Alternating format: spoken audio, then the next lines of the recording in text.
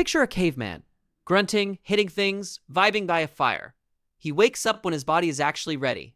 He has 0 morning commutes, 0 Monday meetings, and definitely 0 credit card statements. For roughly 300,000 years, the crushing, soul-destroying anxiety of owing someone money simply didn't exist. But long before money, or cities or pants were invented, humans were keeping tabs on each other.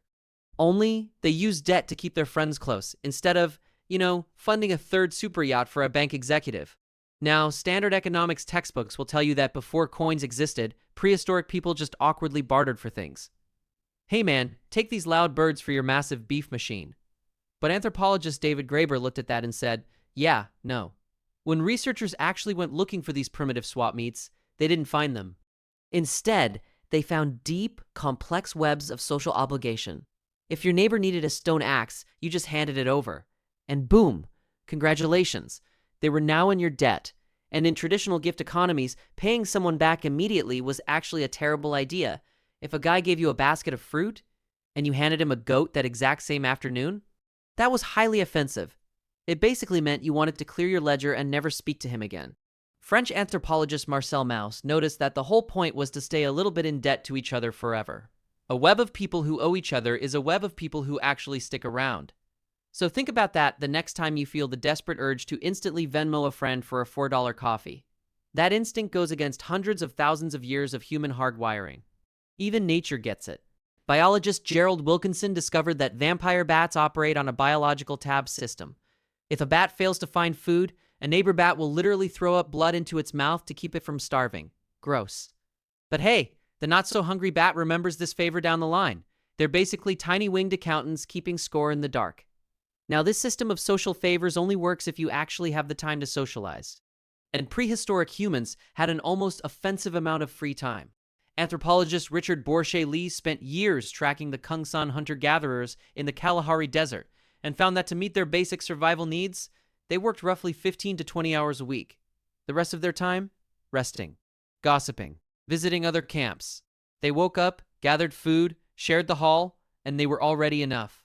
The trap was set the moment humans invented agriculture and started growing grain. Surplus food allowed populations to explode into cities. Cities required management, and management required bureaucrats. Suddenly, that warm, fuzzy feeling of owing a friend a favor hardened into owing exactly a certain amount, by a specific date.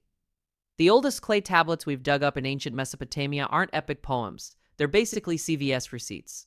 We have 4,000-year-old IOUs where somebody loaned out silver, set a harvest due date, and explicitly noted that paying late meant interest would start piling up every single month. Once debt was tied to mathematics, it became a weapon. Human economies are flexible. If your crops failed, your neighbors helped you out. But commercial economies are totally rigid. The math does not care if it rained this year. The math just compounds.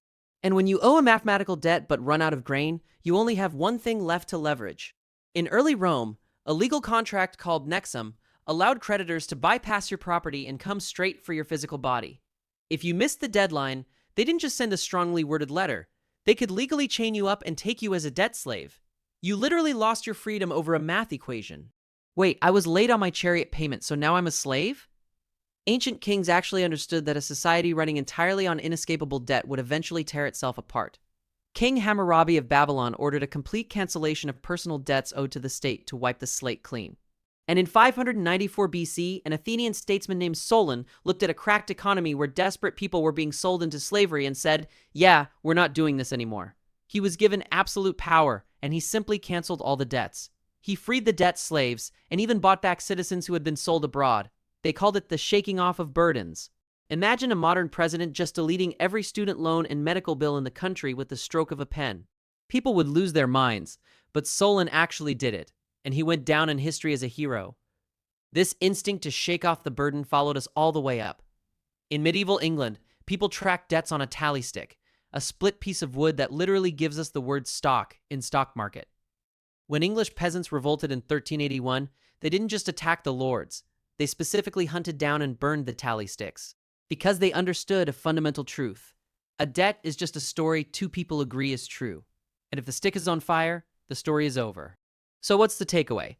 The 9-to-5 grind, the credit score panic, that underlying feeling that you have to constantly earn your right to exist on this planet. You didn't invent that anxiety. You inherited it from the exact moment humans settled down and started keeping score. We spent hundreds of thousands of years using debt to keep our friends close. We have only spent a few thousand using it to keep ourselves awake at night, fearing the day ahead.